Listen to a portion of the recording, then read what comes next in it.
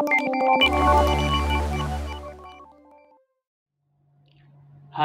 saya Vida dari PT Mykonos. Apa kabar Bapak Ibu serta rekan-rekan sekalian? Semoga selalu dalam keadaan sehat walafiat.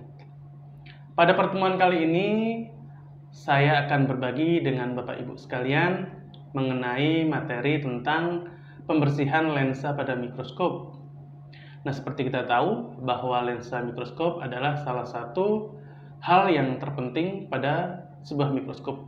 Pada pertemuan kali ini kita akan membahas mengenai bagaimana cara pembersihan lensa okuler dan lensa objektif pada mikroskop. Karena memang dua buah jenis lensa ini paling sering dan paling mudah terkena kotoran atau debu. Nah, seperti apa alat dan bahan yang dipergunakan, kemudian bagaimana cara-caranya, nanti akan kita simak bersama-sama melalui video. Baiklah, tanpa berlama-lama, mari kita langsung saja kita simak video tentang pembersihan lensa pada mikroskop. Di sini kita mulai dari bagian paling atas, yaitu ada lensa okuler. Ini ada lensa okuler pada mikroskop. Untuk standar lensa mikroskop okuler adalah 10 kali perbesaran. Bisa dilihat pada gambar, pada layar. Sebenarnya lensa okuler mikroskop ada berbagai macam. Ada yang WF 5 kali, kemudian WF 10 kali, 12 kali, kemudian ada juga gambar kacamata, dan lain sebagainya. Nah, apa yang membedakan lensa-lensa okuler ini?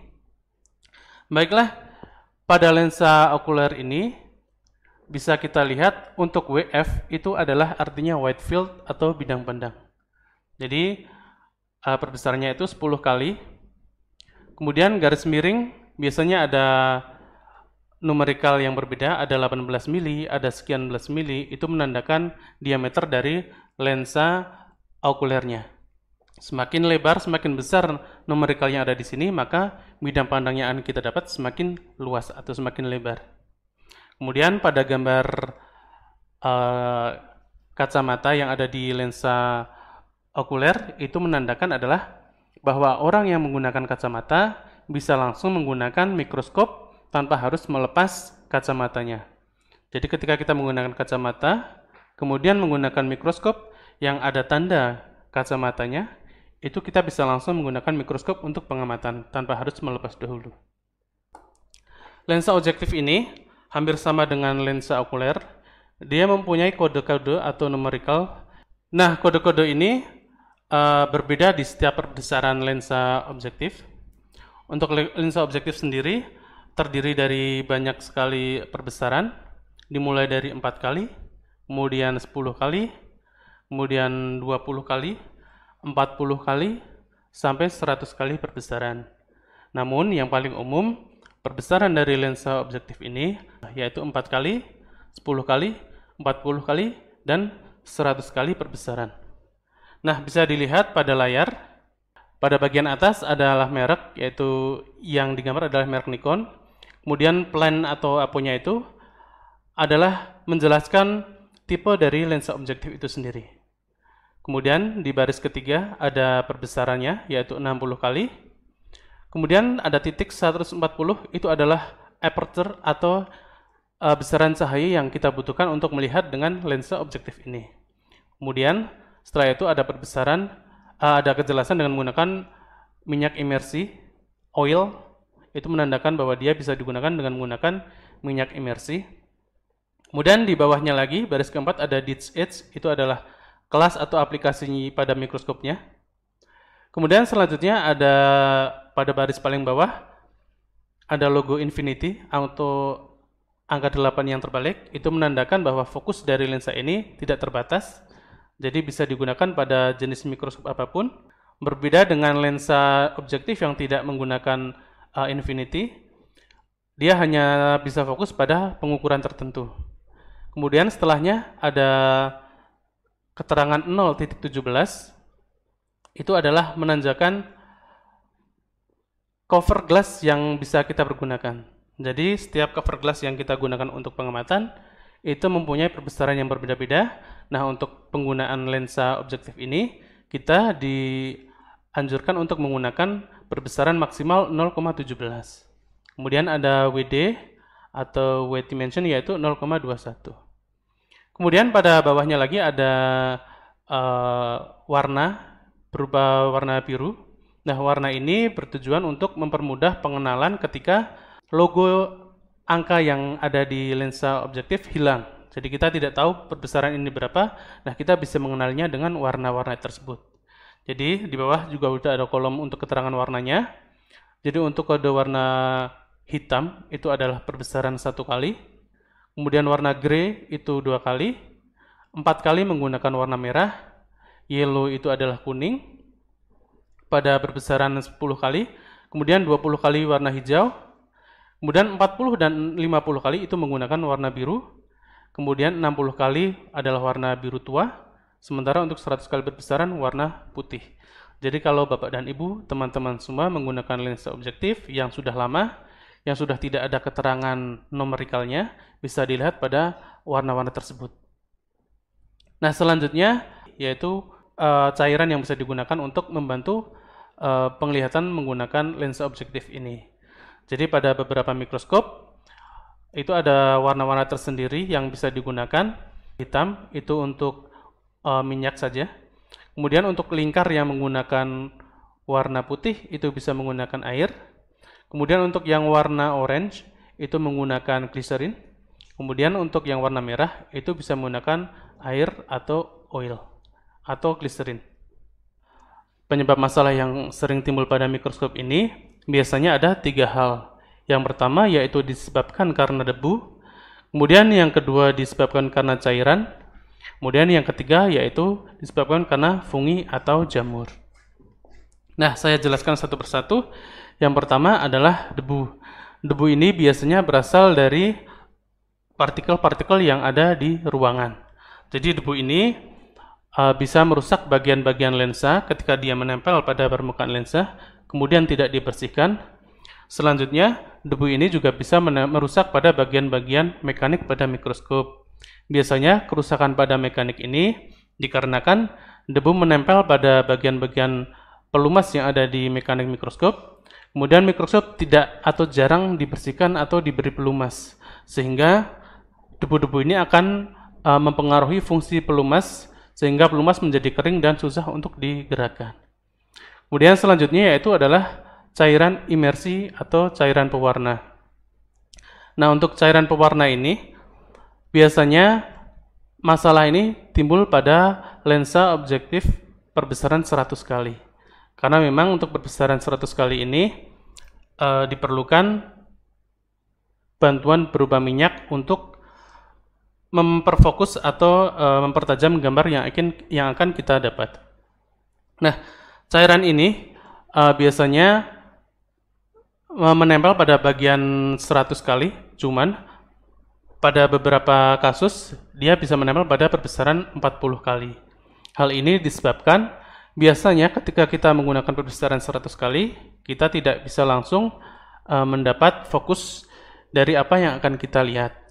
Kemudian karena tidak mendapatkan fokus pada 100 kali, biasanya kita menurunkan perbesaran pada yang lebih rendah, yaitu 40 kali. Nah, pada saat kita menurunkan perbesaran ke 40 kali, biasanya kita tanpa sadar minyak imersi ini juga menempel pada perbesaran 40 kali ini. Sehingga pas kita kembalikan lagi perbesaran ke perbesaran 100 kali, kita sudah bisa melihat, tapi kita lupa bahwa cairan imersi sudah menempel pada perbesaran 40 kali. Hal ini banyak sekali terjadi, sehingga ketika imersi ini kering, dia akan menutup tidak hanya pada perbesaran 100 kali objektif, tapi juga merusak perbesaran 40 kali. Nah, untuk cairan imersi ini nanti akan kita bahas juga bagaimana cara pembersihan yang baik dan benar. Selanjutnya setelah cairan imersi yaitu adalah dikarenakan oleh fungi atau jamur. Nah, jamur ini bisa disebut adalah sebuah penyebab dari kerusakan mikroskop yang paling berbahaya. Karena jamur ini bisa merusak semua bagian optik dari mikroskop. Entah itu lensa objektif, lensa okuler, lensa prisma, maupun lensa kondensor. Nah, jamur ini Biasanya disebabkan karena penyimpanan yang kurang tepat. Jadi ketika jamur sudah ketika mikroskop dirawat atau disimpan di tempat yang lembab, jamur ini akan tumbuh, dan ketika tidak di-maintenance atau dibersihkan dengan teratur, dia akan merusak bagian lensa-lensa tersebut. Nah, kerusakan dari jamur ini bisa dibagi di beberapa tahap. Itu ada 3 tahap, yaitu yang pertama tahap ringan. Tahap ini biasanya masih bisa kita bersihkan. Usianya biasanya masih kisaran 1-2 bulan. Kalau kita bersihkan, jamur ini tidak akan terlihat. Kemudian tahap sedang, pada tahap ini jamur masih bisa dibersihkan, tapi sisa jamur masih berbekas. Jadi ketika jamur ini menyerang pada tahap kedua ini, dia hanya menyerang bagian pelapis lensanya. Jadi sebuah lensa itu mempunyai pelapis pelindung yang berfungsi untuk memantulkan sinar biar tidak silau. Nah, pada tahap kedua ini jamur sudah merusak bagian pelapis ini. Jadi jamur nanti sudah bisa kita bersihkan, tapi bekasnya itu masih bisa terlihat. Usia jamur ini biasanya kisaran selama 6 bulan. Kemudian yang terakhir, tahap ketiga, yaitu jamur yang sudah sangat parah, yang sudah merusak bagian lensa itu sendiri. Jadi setelah dia merusak bagian pelapis lensa, ketika tidak kita bersihkan, ketika tidak kita tanggulangi, jamur akan melakukan kerusakan lebih fatal, yaitu merusak bagian lensa itu sendiri. Nah, biasanya pada tahap ini lensa sudah tidak bisa kita selamatkan atau tidak bisa kita apa-apain lagi, jadi harus diganti. Untuk melakukan pembersihan dan perawatan mikroskop yang tadi terkena masalah, nah untuk alat dan bahannya, yang pertama yaitu kita membutuhkan cairan pembersih. Kemudian yang kedua, kita juga membutuhkan tisu lensa. Setelah itu, kita juga butuh cotton bud. Untuk cotton bud ini kita bisa menggunakan 2 ukuran, yang kecil dan yang besar. Kemudian kita juga membutuhkan tusuk gigi. Setelah tusuk gigi, kita juga membutuhkan kain yang lembut. Kemudian kita juga butuh brush atau kuas seperti ini juga bisa. Setelah itu, kita juga butuh blower tangan seperti ini. Setelah itu, kita juga membutuhkan beberapa kunci dan alat mekanik sesuai kebutuhan. Kemudian yang terakhir, kita juga membutuhkan alat pelindung diri, bisa berupa sarung tangan dan masker seperti ini. Baik, kita akan coba satu persatu bagaimana cara membersihkan dan merawat bagian-bagian dari mikroskop yang kita sebutkan tadi. Nah, sekedar catatan, untuk informasi cairan pembersih yang kita gunakan, sebenarnya setiap perusahaan sudah mempunyai formulasi cairan tersendiri. Bisa dilihat di layar, ini adalah formulasi cairan pembersih lensa mikroskop yang sudah direkomendasikan dari masing-masing pabrikan mikroskop. Jadi bisa kita lihat untuk merek Olympus dari Jepang, dia menggunakan ether dan alkohol dengan kadar absolut, kemudian perbandingannya adalah 1:2. Kemudian untuk merek Nikon dari Jepang, bahan yang dibutuhkan adalah alkohol juga, alkohol absolut. Kemudian dari Leica, merek Leica dari Jerman itu menggunakan aseton dan etanol dengan perbandingan 50:50. Kemudian merek mikroskop Zeiss dari Jerman juga menggunakan heksana dan isopropanol dengan perbandingan 85:15%. Kemudian untuk merek Boyko masih dari Jerman, bahan yang direkomendasikan yaitu menggunakan alkohol absolut 96%. Nah, ketika Bapak Ibu mempunyai banyak mikroskop dan tidak bisa membuat formulasi cairan seperti yang tadi didaftar, kita bisa menggunakan alkohol absolut 96%, kemudian kita tambah ether. Perbandingannya seperti tadi, 7:3. Kalau tidak ada ether, bisa menggunakan alkohol murni, alkohol saja. Yang penting setelah kita menggunakan alkohol, langsung kita keringkan. Karena tujuan ether di sini adalah mempercepat proses penguapan alkohol. Sehingga diharapkan dengan menggunakan ether atau semakin cepat alkohol ini akan menguap, tidak sampai masuk ke sela-sela di badan atau bodi lensa ini. Jadi sekali lagi, kalau kita bisa menggunakan formulasi cairan seperti tadi, itu baik, sangat baik. Tapi kalau misalnya tidak bisa, kita bisa menggunakan alkohol saja. Yang penting catatannya adalah langsung kita keringkan. Baik, setelah kita menyiapkan alat-alat tadi, kita akan mencoba membersihkan bagian-bagian dari mikroskop. Yang pertama kita akan membersihkan lensa okuler. Kemudian yang kedua nanti kita akan mencoba membersihkan lensa objektif. Kemudian selanjutnya kita juga akan mencoba membersihkan stage atau meja mikroskop. Kemudian kondensor, dan yang terakhir nanti kita akan membersihkan bodi mikroskop. Baik, saya akan coba satu persatu. Di sini kita akan mencoba membersihkan lensa okuler. Nah, untuk membersihkan lensa okuler, kita membutuhkan cotton bud, kemudian cairan pembersih, kemudian kita juga butuh tusuk gigi dan tisu lensa. Nah, yang perlu kita ingat, semua hal yang akan bersentuhan dengan lensa itu harus menggunakan tisu lensa. Nah, nanti di sini cotton bud ini adalah hanya sebagai alat bantu untuk kita membersihkan lensa atau bagian optik dari mikroskop. Nah, untuk cara penggunaan cotton bud ini sendiri adalah bisa dilihat di layar, yaitu dengan cara kita membalut bagian ujung cotton bud, dibalut dengan menggunakan tisu lensa sampai bagian depannya tertutup semua. Setelah tertutup seperti di gambar, kita baru bisa menggunakan cotton bud ini untuk pembersihan bagian optik di mikroskop. Baik, kita mulai dari yang pertama, pembersihan lensa okuler. Langkah yang pertama adalah kita blower bagian depan lensa okuler.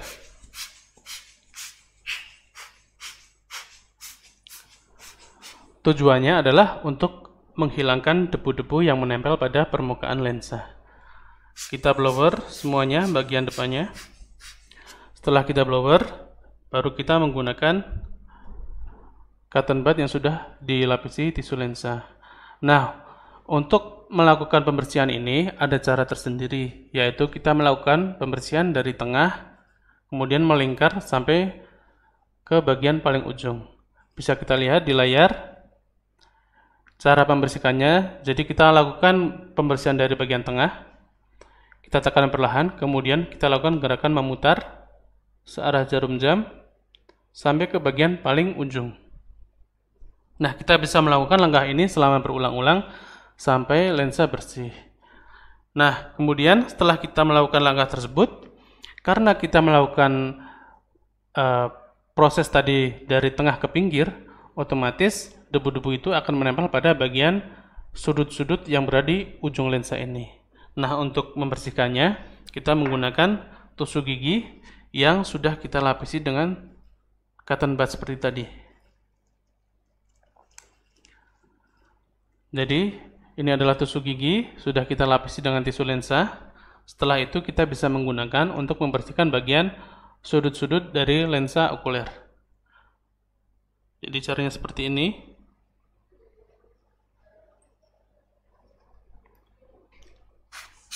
Sambil kita blower. Nah, ini adalah teknik pembersihan yang pertama, yaitu pembersihan cara kering. Pembersihan cara kering ini biasanya kita lakukan untuk pembersihan lensa-lensa yang ringan, yang dia hanya terkena debu. Nah, misalnya kita sudah melakukan proses pembersihan tadi, tapi kotoran masih tidak hilang, kita bisa menggunakan teknik pembersihan yang kedua, yaitu menggunakan cairan pembersih. Atau kita akan melakukan pembersihan dengan cara basah. Nah, hampir sama dengan tadi, proses pembersihannya. Yang pertama adalah kita blower. Setelah itu, kita persiapkan cairannya. Setelah kita menyiapkan cairan, kita bisa menggunakan cotton bud.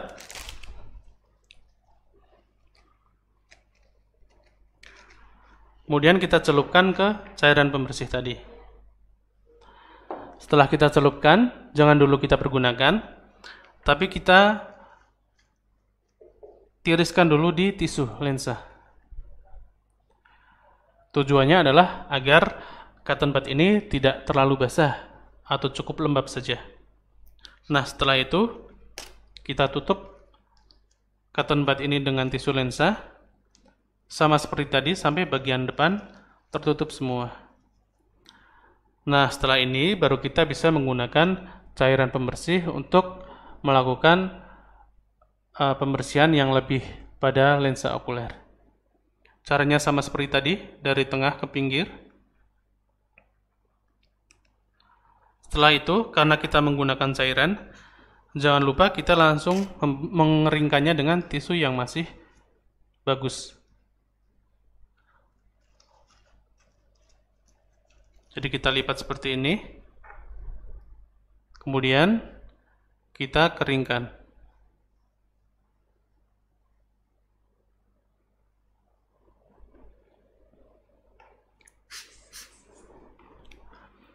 Kurang lebih seperti ini cara pembersihan lensa okuler yang bisa kita lakukan sendiri.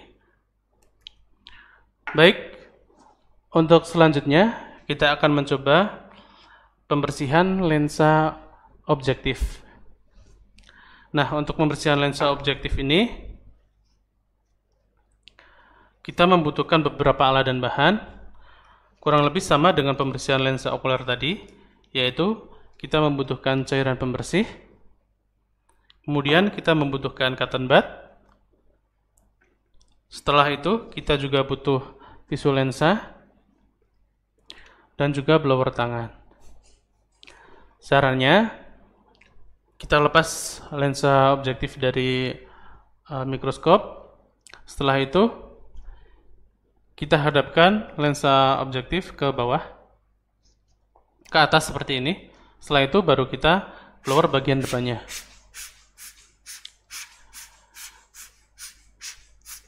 Setelah kita blower untuk menghilangkan debu-debu yang menempel, kemudian kita menggunakan cotton bud yang dilapisi tisu lensa seperti tadi.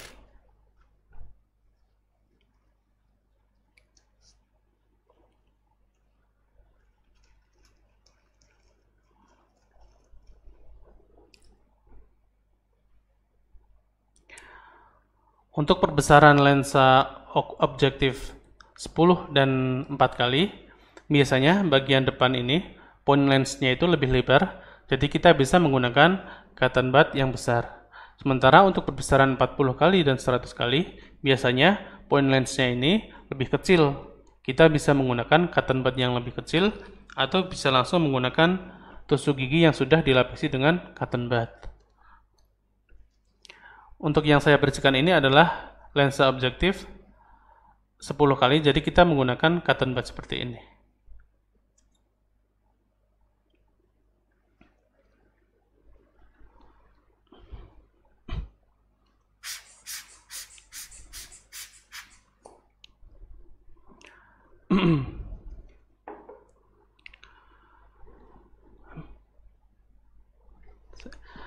Saya cek dulu sebentar untuk live chatnya. Ternyata di sini sudah banyak yang hadir.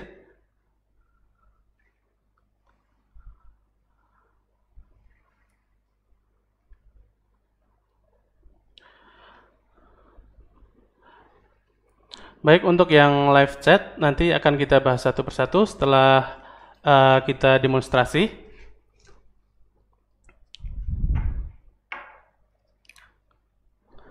Nah, kembali ke pembersihan lensa objektif ini. Jadi setelah kita melakukan pembersihan, kita akan melakukan pembersihan yang kedua, yaitu bagian dalamnya. Jadi katakanlah tadi kita sudah membersihkan bagian luar, ternyata masih kotor, kita bisa cek bagian dalamnya. Nah, untuk membersihkan bagian dalamnya ini, kita bisa mengeluarkan dulu bagian yang berwarna hitam ini. Ini adalah bagian pelindungnya, kita bisa melepas langsung seperti ini. Untuk yang tidak bisa dilepas langsung, biasanya di sini sudah ada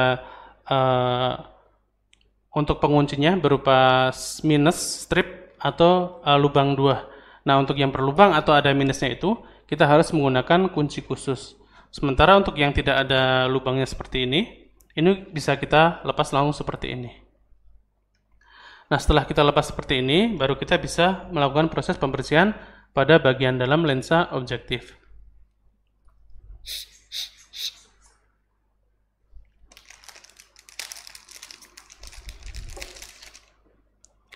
Caranya seperti tadi, setelah kita blower, kemudian kita persiapkan cotton bud yang sudah ditutupi tisu lensa.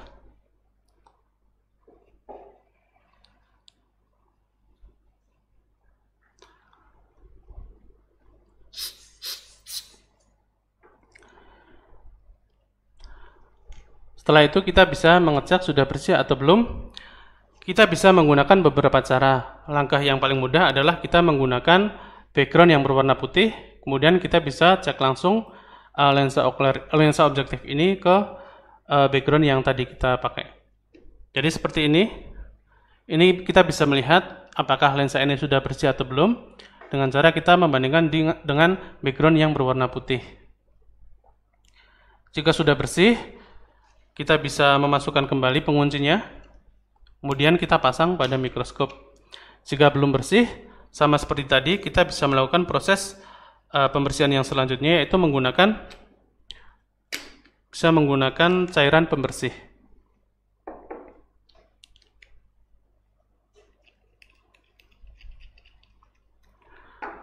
Nah, cairan pembersih ini cara penggunaannya sama seperti tadi, yaitu kita ambil dulu cairannya. Setelah itu kita tiriskan, baru kita pakai untuk pembersihan.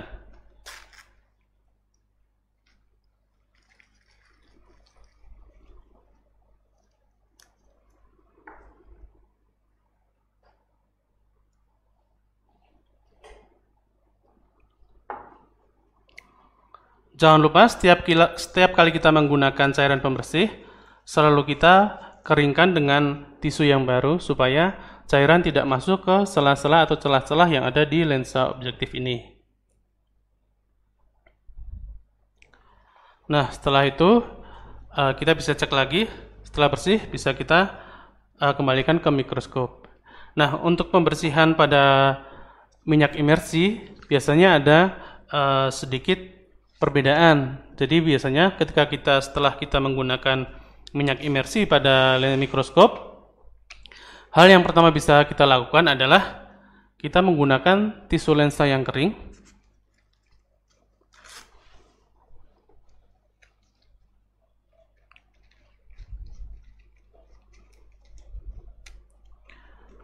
Setelah kita menggunakan tisu lensa, kita lipat seperti ini. Setelah dilipat, kita bisa meletakkan tisu lensa ini di bawah lensa 100 kali yang tadi kita pakai menggunakan minyak imersi. Jadi seperti ini, kita taruh di bawah, kemudian kita naikkan.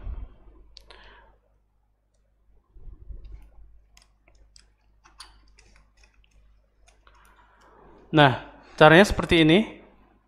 Jadi kita jepit tisu lensa ini di lensa 100 kali atau lensa yang sudah menggunakan minyak imersi. Tujuannya adalah untuk mengeringkan atau menyalurkan minyak imersi yang ada di lensa ke tisu lensa ini. Kita bisa melakukan ini selama 1-2 menit. Setelah itu bisa kita turunkan. Kemudian baru kita lepaskan lensa ini. Kemudian kita baru bersihkan. Nah, untuk pembersihan pada mikroskop atau lensa yang menggunakan imersi, kita sudah tidak menggunakan silol lagi. Karena silol itu sudah dilarang, karena dia berbahaya dan bisa merusak bagian-bagian dari mikroskop, sehingga sudah benar-benar dilarang. Jadi untuk mengganti silol, kita bisa menggunakan ether. Jadi bisa menggunakan ether atau alkohol murni. Nah, untuk cara pembersihan sendiri sama seperti tadi. Kita menggunakan cotton bud yang sudah ditutupi dengan tisu lensa, kemudian kita bersihkan sisa-sisa minyak imersi sampai benar-benar bersih. Setelah itu pastikan lensa objektif sudah kering, baru kita pasang kembali di mikroskop. Baik Bapak Ibu serta rekan-rekan sekalian, bagaimana penjelasan video tadi? Semoga bisa menjawab pertanyaan Ibu serta memberi informasi yang dibutuhkan oleh Bapak Ibu serta rekan-rekan sekalian. Nah, apabila dalam penjelasan tadi masih ada yang kurang lengkap atau ingin Bapak Ibu sampaikan ataupun ditanyakan, silahkan nanti bisa disampaikan melalui hotline kami. Mungkin hanya ini yang bisa kami sampaikan pada pertemuan kali ini. Terima kasih.